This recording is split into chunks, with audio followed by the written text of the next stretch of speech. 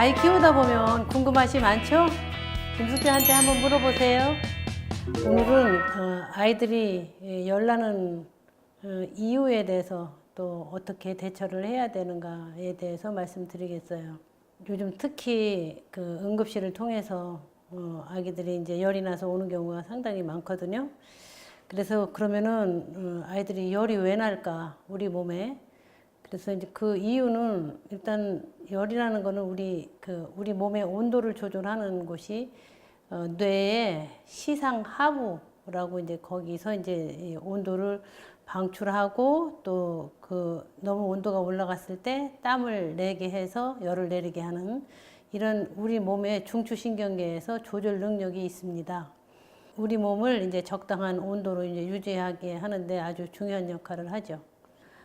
되게 이제 온도가 일정할 것 같지만 상당히 우리 몸의 그 체온은 수시로 변하고 있습니다. 35도 한 6부에서 37도 한 2부 정도의 수시의 그 변동이 있는데 그것은 오전과 오후가 다르고 또 가장 그 높은 시기는 오후 2시에서 4시 그리고 가장 낮을 경우는 이제 새벽에 2시에서 6시경에 특히 잠자다가 보면 이제 좀 땀 흘리고 자는 경우 이제 더 낮은 것 같습니다. 아이들이 갑자기 열이 난다. 그러면 엄마들은 상당히 당황하죠.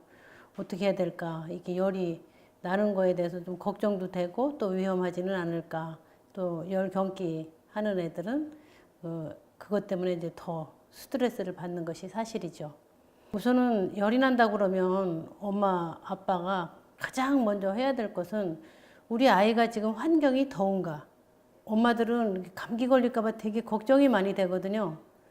그래서 옷을 되도록이면 많이 입혀요. 되게 아이들이 땀을 흘리면서 해열제를 쓰지 않았는데도 땀을 흘리면서 열이 난다 하면은 빨리 그 주위 환경에 대해서 확인을 해야 되죠.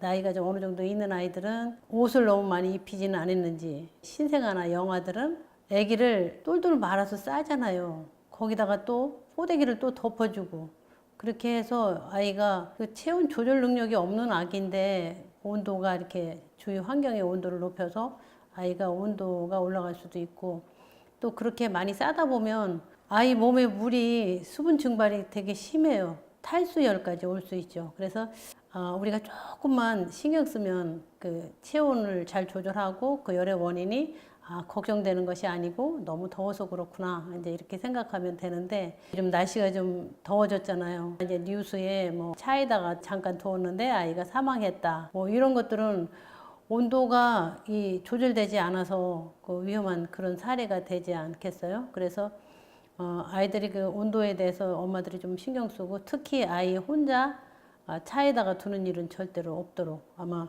신경을 써야 될 것 같습니다. 열이 나는데 온 몸이 뜨거운 건지 아니면 손발은 차면서 머리와 몸통이 뜨거운 건지 이제 이런 구분이 이제 필요하죠. 그래서 되게 미열일 때는 손발이 따뜻해요. 근데 열이 진짜 심하고 급성으로 올라갈 때는 손발이 차면서 이마와 몸통은 불덩어리가 되죠. 그런 경우는 대개 아이가 어떤 감염이라든지 열의 원인이 될 만한 것을 빨리 이제 찾아야 되죠. 이제 가장 이제 흔한 것들이 뭐 감염, 어디서 이제 염증이 있다는 얘기죠. 그러면 그 감염의 원인은 뭐 바이러스도 있을 수 있고 세균 아니면 곰팡이까지 여러 가지 종류의 그 염증의 원인을 밝혀야 되는데 이제 가장 흔한 것은 뭐 이제 바이러스가 가장 많겠죠. 그래서 이제 그 애가 열이 나는데 열이 펄펄 끓는데 콧물이 난다. 그러면 일단은 그 콧물을 일으키는 건 대개 바이러스가 많으니까 열이 나더라도 조금 걱정이 덜 되잖아요. 그래서 열이 그냥 전혀 땀도 없이 열만 나거나 이제 아니면은 다른 증세를 동반해서 열이 날 때 우리가 좀 생각을 좀 해볼 필요가 있죠. 콧물이 나온다, 코가 막힌다, 기침을 한다. 이런 증세와 동반돼서 열이 난다면 그 열의 근원지가 상기도 감염하고 아니면 호흡기하고 연관이 될 수 있고 그 다음에 이제 위장에 탈이 났을 경우는 이제 토하거나 설사하거나 또 소변을 잘 보지 않을 정도로 탈수가 됐을 경우에 그 열이 원인이 될 수가 있죠. 그리고 이제 그 이외에 이제 중추신경계에 또 다른 문제가 있을 때도 이제 열이 나는데 특히 이제 그 영아, 그 태어나서 3개월 되지 않은 영아에서 열이 난다면 그냥 열밖에 안 나지만 이 아기들은 그 폐혈증에 빠질 수가 있어요. 그래서 폐혈증의 증세가 열로 표현될 수가 있다고 봐야 되기 때문에 영아에서 열이 날 경우에는 빨리 옷을 좀 벗겨서 시원하게 해봐도 열이 안 내린다. 이럴 경우에는 폐혈증에 대한 확인을 하기 위해서 응급실을 가셔야 돼요. 아니면은 이제 소아과 전문의를 방문하여서 소아과 전문의와 상담을 해서 이 문제를 빨리 해결하는 것이 아주 중요합니다. 그래서 대부분의 열이 뭐 흔하기도 하지만 때로는 그 열의 원인을 못 잡아서 이제 고생을 하는 이제 그런 경우가 아주 많죠. 기침도 안 하고 설사도 안 하고 그러고 또 뭐 다른 문제도 없는데 열이 난다. 그 다음에 확인해야 될 것은 이제 소변. 요로에 이제 감염이 있을 경우에 그 아주 흔한 열의 원인이 될 수 있어요. 그래서 특별한 원인을 밝히지 못하는 고열일 경우에는 소변 검사가 아주 중요할 때가 있습니다. 열이 나면 이제 우선 엄마들이 이제 가장 먼저 해야 될 것은 일단 시원하게 옷을 좀 벗기고 좀 이제 시원하게 하고 에어컨도 좀 틀고 그다음에 이제 물 찜질을 해준다든지 이제 이런 식으로 해서 열에 대한 이제 대처를 하지만 아기가 이제 먹고 이렇게 소변을 보는 것이 그렇게 평소보다 다르지 않다. 아니면은 약간 평소보다 먹는 것이 약간 덜 먹는다. 이렇게 하면은 이제 큰 원인이 아닐 가능성이 많고 가장 흔한 이제 뭐 감기라든지 이런 것이 있을 수 있는데 그런데 아이가 열이 나면서 몸이 축 처진다. 먹는 양이 많이 줄었다. 그리고 소변도 줄어들고 그리고 아이가 열이 나는데 막 부들부들 떤다. 이런 경우는 또 특히 또 애가 잠만 잔다. 또 의식의 변화가 있다. 아니면 심한 경우에는 이제 경련을 한다. 이런 것은 엄마가 일단은 응급 상황이라고 생각하고 아이가 열성 경련이 있는지 여부를 이제 확인을 해야 되죠. 그래서 아기가 이제 경련을 일으킬 때 우선 기도가 문제가 없나.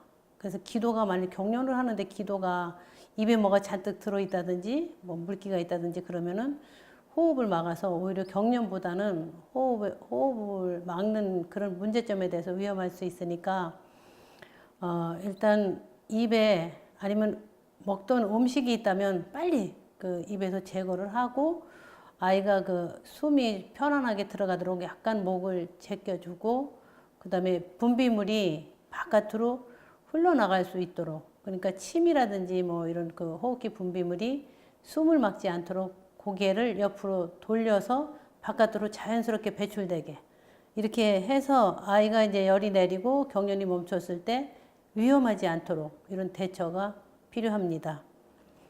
많은 사람들이 이제 열이 나면 이마에다가 이제 열 내리는 이제 그 스틱을 붙인다든지 아니면 이마에다가 물소원을 갖다가 이제 얹어주는 게 이제 대부분인데 특히 이제 열이 원인이 돼서 이제 경련을 일으킬 경우에는 뇌가 시원해져야 되잖아요. 그러면 뇌로 가는 모든 혈관은 목을 지나가니까 이마를 시원하게 하는 것도 중요하지만 목을 찬 물수건으로 이렇게 좀 감아두면 뇌로 흐르는 그 혈액이 바로 식혀서 이제 올라가니까 아주 그 열을 효과적으로 내려서 경련을 멈추게 하는데 아주 중요한 역할을 합니다. 그래서 같은 물찜질을 하더라도 목 주위에 아니면 겨드랑이 또 그 이 다리 그 부위에 이제 그 혈관이 큰 것이 지나가는 곳에 물찜질을 한다면 식히는데 아주 중요한 역할을 합니다. 이제 해열제를 지금 이제 줘야 된다는 거는 이제 엄마도 생각을 하는데 아이가 경련을 한다. 너무 처지는데 해열제를 주는 것은 또 위험할 수 있으니까 만약 가능하다면 항문으로 넣는 그 좌약이나 이런 거를 사용할 수 있고 아이가 의식이 괜찮고 먹는 것이 문제가 없다. 그러면은 먹는 해열제를 아마 주도록 하는 것이 좋겠죠. 그런데 이제 엄마들이 한번 해열제를 먹었는데 열이 안 내린다. 그러면 이제 겁이 나니까 또 먹이고 이제 이렇게 하면서도 아이가 해열제를 많이 먹어서 위험하지 않을까. 이제 이런 걱정을 하게 되죠. 근데 이제 해열제를 한 가지를 많이 먹으면 요즘 이제 흔히 나오는 해열제는 크게 두 부류가 있는데 하나는 타이레놀, 그러니까 아세트아미노펜 계열이 좀 흔히 많이 있는데 그거는 열도 잘 내리고 위장 장애가 없는데 반면에 그 해열제를 많이 투여했을 때 간에 문제를 일으킬 수 있기 때문에, 그리고 또 다른 이제 브루펜 계통의 그 해열제는 열은 쉽게 잘 내리는데 좀 위에 부담이 될 수 있거나 위출혈을 일으킬 수 있기 때문에, 아이가 열이 도대체가 안 내리는데 좀 해열제를 더 쓰고 싶을 경우에는 교차로 한 번은 이제 아세트아미노펜 계통, 또 한 번은 이제 다른 종류의 해열제를 써보는 게 좋죠. 그래도 가장 중요한 것은 열의 원인이 정확하게 왜 그럴까, 그거에 대한 근본적인 치료가 필요하죠. 이렇게 이제 급하게 열이 나서 뭐 경련을 일으킨다든지 이제 이런 경우에는 이미 경련을 하고 있다. 그러면 빨리 제일 먼저 해야 될 것은 이제 119 좀 이제 그 연락을 좀 해서 도움을 받기도 하고, 그 동안에 아이의 기도가 충분히 문제가 되지 않도록 이제 그 기도 확보, 이런 거는 아주 기본적인 상식이 되겠죠. 중추에 이제 문제가 돼서 오는 경우는 이제 뇌에 종양이 있다, 아니면 백혈병이 있다, 이런 전혀 이제 감염하고 상관이 안 되는 이제 그런 열의 원인이 있을 수가 있거든요. 그리고 이제 호르몬의 변화 때문에 이제 열이 나는 수도 있는데, 이제 그런 갑상선이라든지 여성의 그 생리 주기에 따라서 이제 서로 변화가 올 수 있는 그런 이제 체온의 변화는 이제 생리적인 변동일 수도 있겠죠. 그렇지만 만성으로 열이 난다.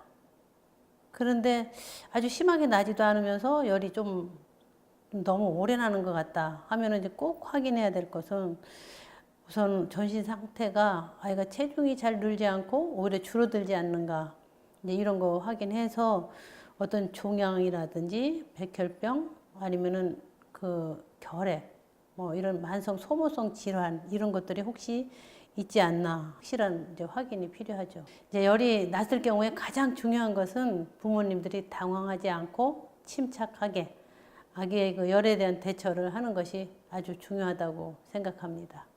예, 감사합니다.